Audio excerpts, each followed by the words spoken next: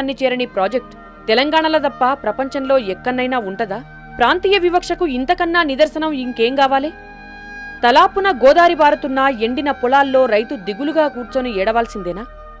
తెలంగాణలో గోదావరి పైన ఉన్న ఒక్క ముఖ్య ప్రాజెక్టు పడ్డ అవస్థలు చూసి ఏమనుకోవాలి? ఒక్క భారీ ప్రాజెక్టు లేని వరంగల్ జిల్లాల ఎస్ఆర్ఎస్పీ కాల్వలు దవ్వంగానే ఇక్కడి రైతులు ఆనందించిండ్రు. ఇక మాకు నీళ్ళొస్తే పంటలు పండితే సల్లగా బతుకుతామని. కానీ వాళ్ళ ఆశలు అడియాశలైనవి. వాళ్ళ ఆనందం ఎక్కువ కాలం నిలవలే. ఎస్ఆర్ఎస్పీ కాల్వలల్లా ఇయ్యాల్టికి ఒక్క సుక్క నీళ్లు రాలే. కొన్ని గ్రామాలకైతే అసలు కాల్వలే దవ్వలే. పంట కాల్వల కింద ఉన్న ఈ భూములకు బోర్లు బాయిలే దిక్కైనాయి. అటు బాయిలల్లో కూడా నీళ్లు లేవు. ఇగో మనం చూస్తున్న ఈ చేను నిమ్మరాములది. నిమ్మరాములు వరంగల్ జిల్లా రేగొండ మండలం కొత్తపల్లి నివాసి. ఈయనకున్నదే 3 ఎకరాల శిల్క. ఈ 3 ఎకరాల శిల్కకు ఇప్పటికీ 3 బోర్లు వేసింది. 3 బోర్లు వేసినా కూడా ఒక్క బోర్లో కూడా సుక్క నీళ్లు రాక ఈ మొక్కజొన్న చేను ఇట్లా ఎండిపోయింది. రాముల సొంటి రైతులు వరంగల్ జిల్లాల లక్షల మంది ఉన్నారు. అటు ఎస్ఆర్ఎస్పీ కాల్వల నుంచి నీళ్లు రాక, ఇటు బాయిలల్లో ఒక్క సుక్క నీరు రేక, బోర్లు పడక వాళ్ళ బతుకులు కూడా ఈ కంకులోలే ఎండుతున్నాయి. నాకు 3 ఎకరాల భూమి ఉన్నది. 3 ఎకరాల భూమిలో 3 బోర్లే, 2 బోర్లు ఎత్తే 2 బార్లే, ఇంకోటి వేసిన ఇంకోటి బార్లే. కొన్ని పడ్డాయి, కొన్ని పడితే మొక్కజొన్న వేసిన. మొక్కజొన్న అయితే మొక్కజొన్న ఎండిపోతుంది. ఎకరం అంతా పుత్తు చేను పెట్టినా అది ఎండిపోయింది. మా కాలువ నీళ్ళు అత్తలేవు. కెనాలి నీళ్ళు ఎంబడి అత్తయ్యని ఆశంబడి అత్తయ్య ఆశంబడి వేసుకున్నాం, అంతే ఎండిపోయింది. ఇది వరంగల్ జిల్లా కేసముద్రం మండలం తిమ్మంపేట అటవీ ప్రాంతంలోని కాకతీయ కెనాల్. ఈ కెనాల్ను 16 ఏళ్ల కింద ఇక్కడి దాకా దవ్వి ఇక్కడనే ఆపేసిండ్రు. మళ్ళా 13 కిలోమీటర్ల అవతల కల్వల నుంచి మైబాద్ దాకా కాలువ దవ్విండ్రు.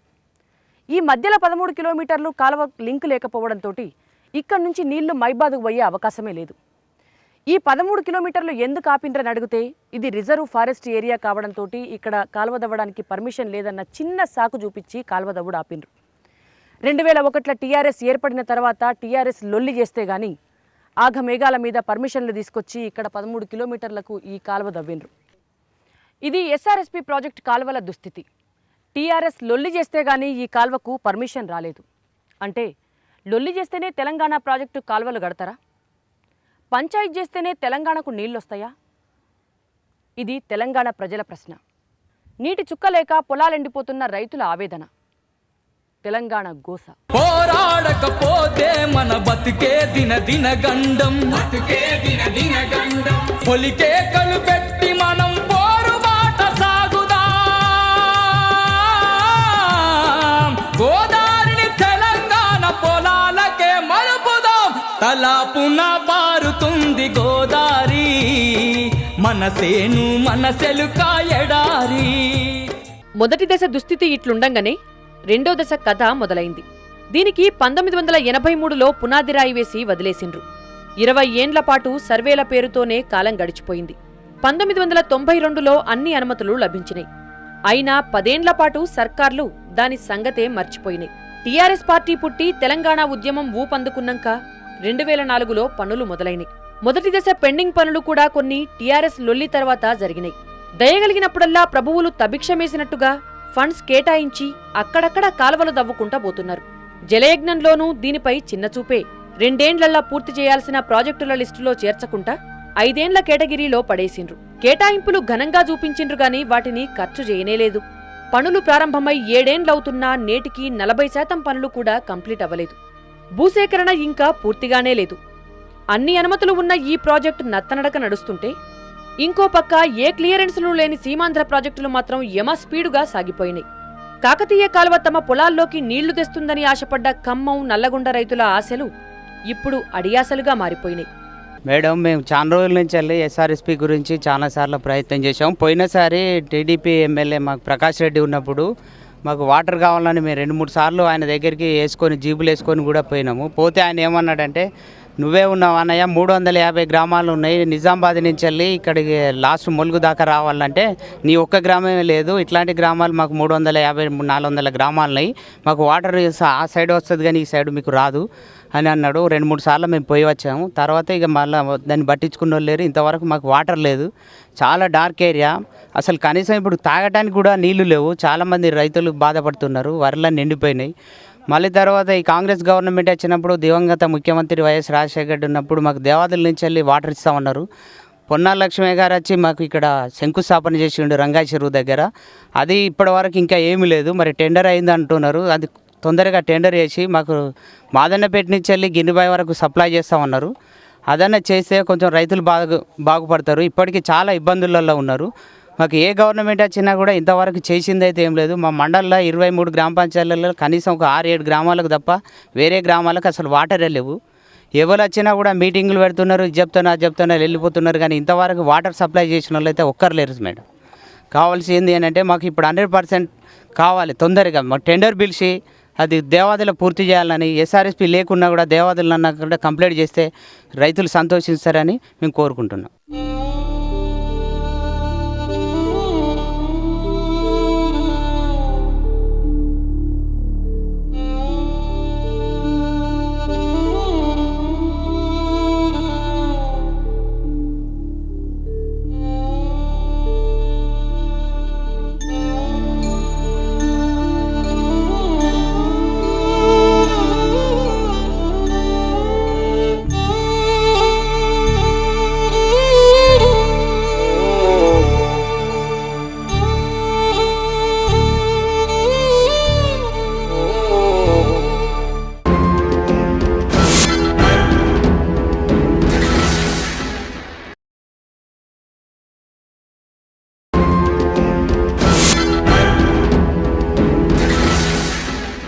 ముక్కుకుంటా మూలుక్కుంటా నీళ్లను మోస్తూ మొదటి దశకే నీళ్లివ్వలేకపోతున్న కాకతీయ కెనాల్ నుంచి నల్లగొండ ఖమ్మం జిల్లాల చేలకు నీరు చేరేదెప్పుడు?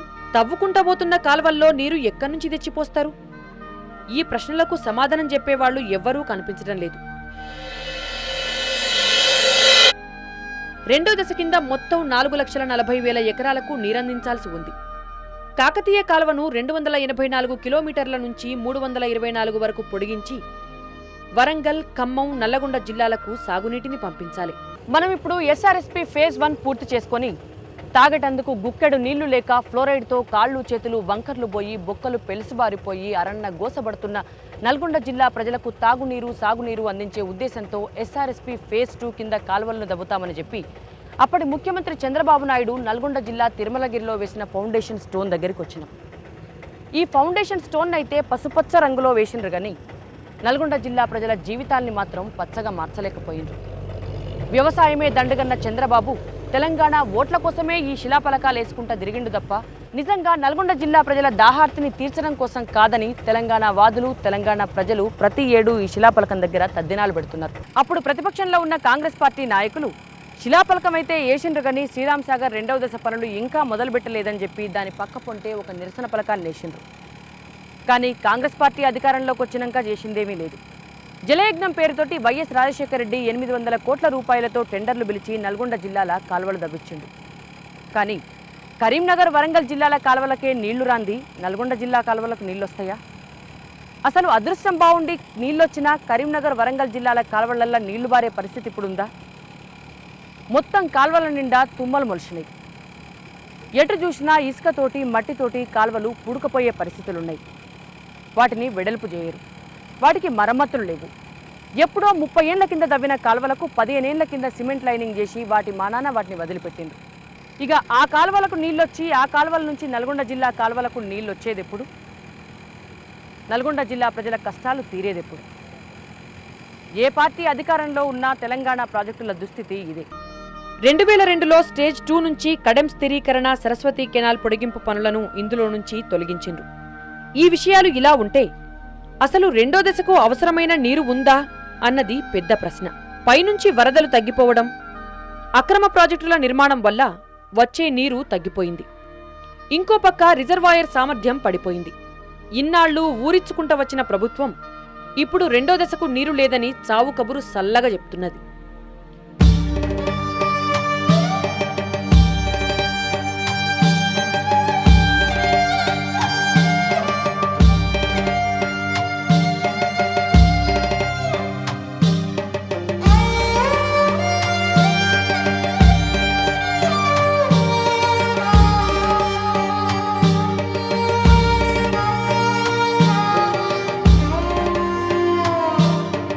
ఈ DBM 30 మెయిన్ కెనాల్లో పొన్నా లక్ష్మయ్య గారిని మరియు మాజీ మంత్రి కడియం శ్రీహరి గారిని భారీ నీటిపారుదల శాఖ మంత్రులుగా చేసిన వాళ్ళు కాబట్టి మీరు DBM 38లో మీరు నడిచి చూడండి. ఇప్పటివరకు ఇక్కడ నీరు రాలేదు. ఒకవేళ వస్తే ఈ నీరు ఇక్కడి నుంచి పారుతుందా లేకపోతే ఈ కాలువలు తెగిపోతాయా? మీరు వచ్చి దయచేసి మీరు చూడండి. మా మంత్రివర్యులు గారు మీ DBM 38 కానీ మరి ఫీడర్ ఛానల్ కానీ మొత్తం చేసిళ్ళు డబ్బులు వృధా చేసేళ్ళే తప్ప మీరు అభివృద్ధి మాత్రం శూన్యం. DBM 38 కాలువ కింద నాకు ఒక 3 ఎకరాల భూమి ఉన్నది మేడం. ఇంతవరకు నీటి చుక్క రాలే. ఇలా పిచ్చి చెట్లు, తుమ్మ చెట్లు, జిల్లేడు చెట్లు మొలుస్తున్నాయి. మన మంత్రి శ్రీహరి గారిని కానీ లక్ష్మయ్యని కానీ వచ్చి ఒకసారి చూసి ఈ కాలువలో ఒకసారి దమ్ముంటే అసలు నడవరాని పరిస్థితి కూడా ఉన్నది. నీళ్ళు వస్తే ఆ నీళ్ళు ఎట్లా పారుతాయి, అసలు కాలువలు దిగుతాయా తెగయా అని ఒకసారి వచ్చి అని చూసి వాళ్ళను ఆంధ్రోళ్ళకు పాదాలకు ఒత్తుకుంటూ నీళ్ళన్నీ మన నదులు ఇక్కడ పారుకుంటూ పోదంటే నీళ్ళని ఆంధ్ర తరలిస్తాను. మాకు ఇంతవరకు ఒక చుక్క రాలే. కాకతీయ కెనాలి 38 DBM కింద మాకు ఒక 5 ఎకరాల భూమి ఉంది. దానిలో పొలం ఉంది. ఇప్పటి వరకు 1962లో కాలువ స్టార్ట్ అయ్యి ఇప్పటి వరకు 2010 వరకు కూడా నీరు చుక్క రాలేదు. దీనిలో ముళ్ళ కంపలు, జిల్లేడు చెట్లు, చాలా చెట్లు మొలిచినాయి. పొన్నా లక్ష్మణ కానీ కడియం శ్రీహరి కానీ దీనికెళ్ళి ఒకసారి వచ్చి నడిచి చూసి పోండి. మీరు ఈ కాలువ లెక్క ఉన్నదా? కాలువ లెక్క లేదు. అన్ని ముళ్ళ చెట్లు, తుమ్మ చెట్లు, నీరు కూడా దీనిలో వచ్చినా కానీ దీనిలో రాదు. 2 కోట్లు నిధులు చేసి అది మధ్యలో వాళ్ళు కాజేసారు. వరంగల్ జిల్లా చిట్యాల మండలం చల్లగరియ గ్రామం. ఇది DBM 38. ఇక్కడ నీళ్ళు ఇస్తామని చెప్పి ఇంతవరకు ఒక చుక్క నీళ్ళు ఇవ్వలేదు. మరి నీళ్లు రాకపోతే మా ప్రజలు ఎలా ఇక్కడ మా జీవనాభివృద్ధిని కొనసాగించుకుంటాం? ఇందులో నీళ్లు అనేది ఒక శ్రీరామ్ సాగర్ 70% కాగితాల వరకే పరిమితమైంది తప్పించి ఒక్క చుక్క నీళ్లు ఈ యొక్క కెనాల్లో రావడం లేదు.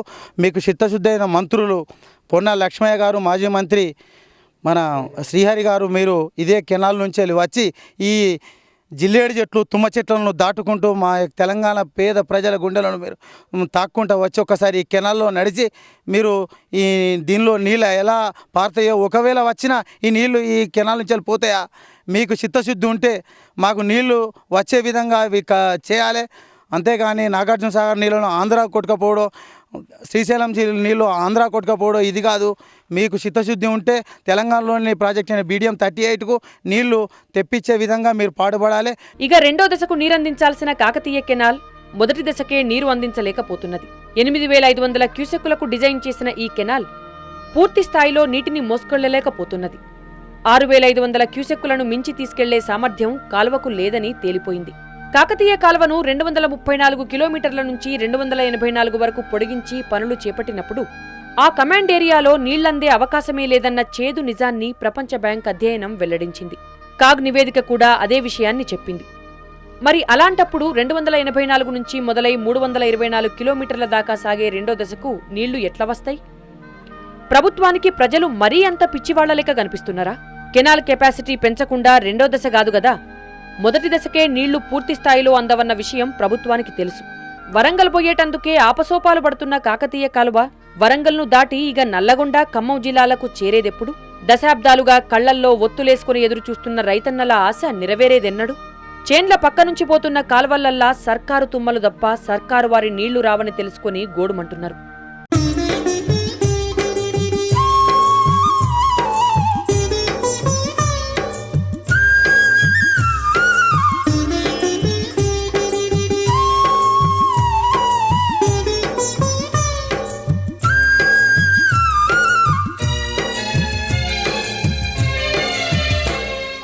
తలాపున పారుతుంది గోదారి, మనసేను మనసెలుక ఎడారి. తలాపున పారుతుంది గోదారి, మనసేను మనసెలుక ఎడారి. మన తెలంగాణ రైతు బతుకు అమాసా, ఆంధ్ర బాబు చేస్తుండు తమాషా.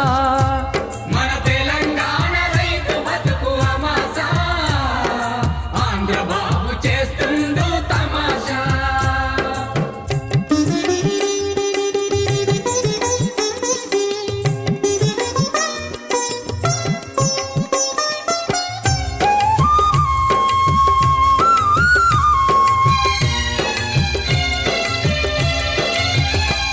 మన చుట్టూ సిరులు ఉన్న మనకేది దక్కదన్నా,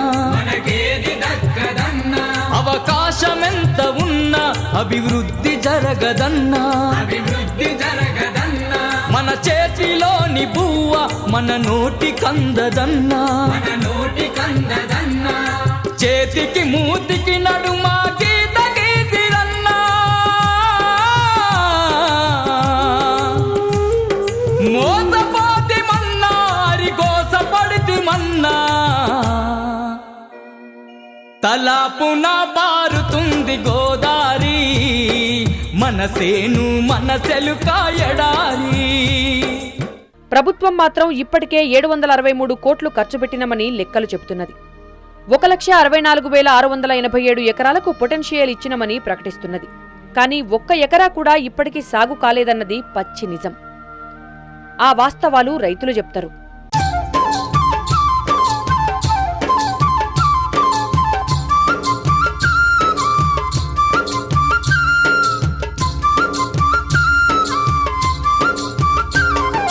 కాయ కష్టం చేసి కడుపు నింపుదమంటే పనులు కూడా లేని పాడు కాలముచ్చే.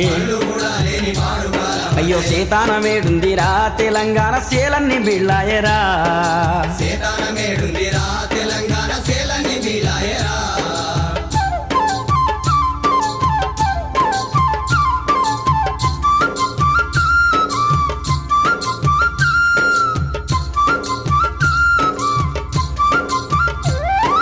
భూకంపం వచ్చి భూమి వలిగినట్టు రేగళ్ళు సౌకళ్ళు నెర్రెలొచ్చినాయి.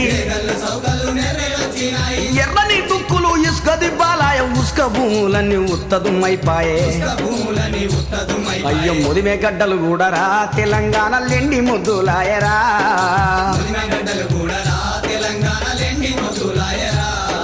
సీతానమేడుందిరా తెలంగాణ సేలన్ని బిళ్ళాయరా.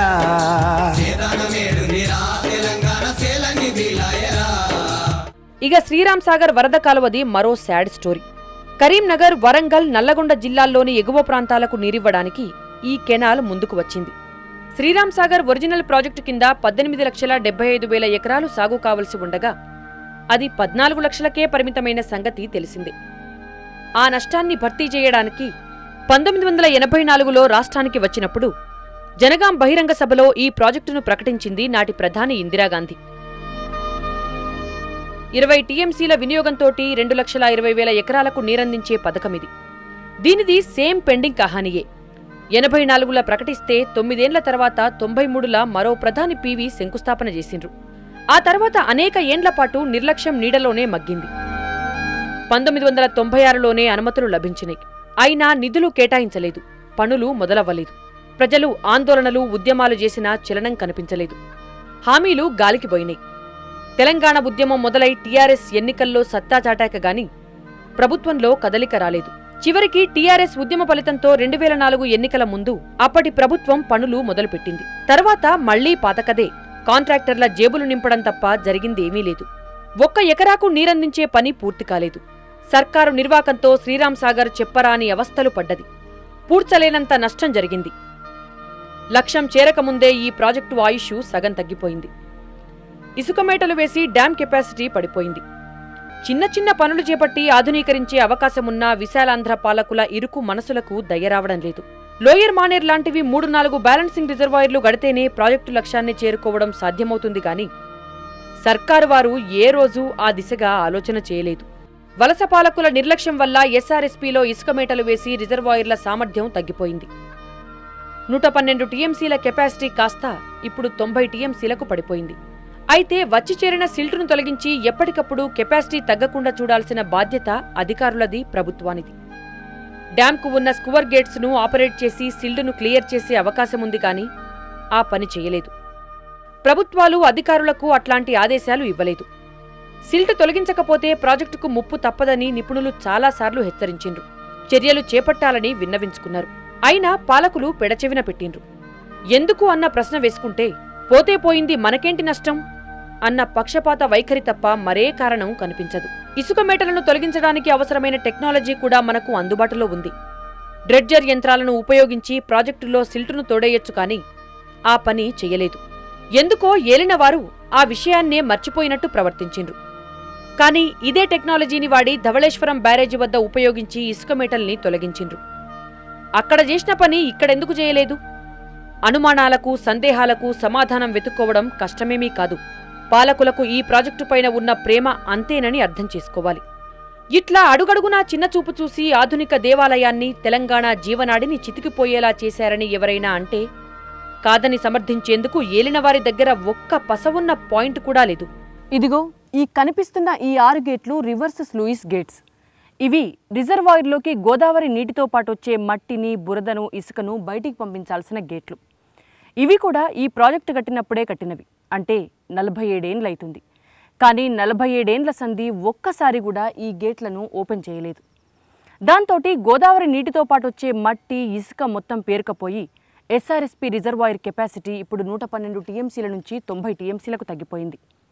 ఇక ఈ వివక్ష ఇట్లనే కొనసాగితే ఈ శ్రీరామ్ సాగర్ ప్రాజెక్టు మొత్తం ఇసుక మేటలతోటి, మట్టితోటి పేరుకపోయి ఇది మరో నిజాం సాగర్ అయ్యే అవకాశం ఉంది.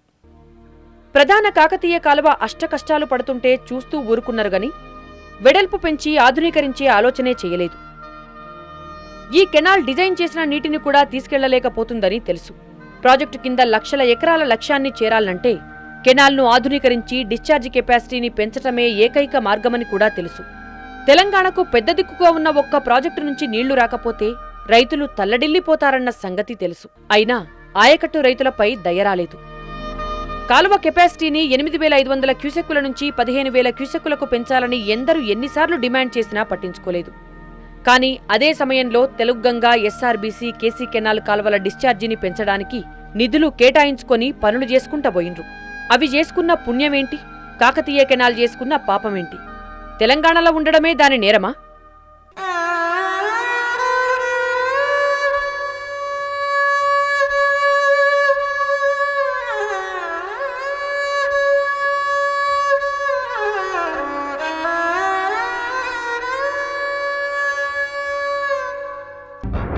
ఇవన్నీ చూసినాక ఇంకా ఆశ ఉన్నదా? సమైక్య రాష్ట్రంలో తెలంగాణకు నీళ్లొస్తాయా? తెలంగాణలో పంటలు పండుతాయా? మన తెలంగాణ మనకైతేనే మనకు నీళ్లు రావాలి. మా నీళ్లు మాకు ఇచ్చి ఇచ్చిపెట్టి పోతేనేమో సరే లేకపోయే వాళ్ళకి గదుడైతుంది. మన రాష్ట్రం మనకు అత్తే జై తెలంగాణ. మనకు తెలంగాణ వచ్చేంత వరదాకా మనకు నీళ్లు మనకు రావని మనం అది బాధపడుతున్నాం మేము. తెలంగాణ సర్కారు, తెలంగాణ సర్కారు, జై తెలంగాణ, జై తెలంగాణ.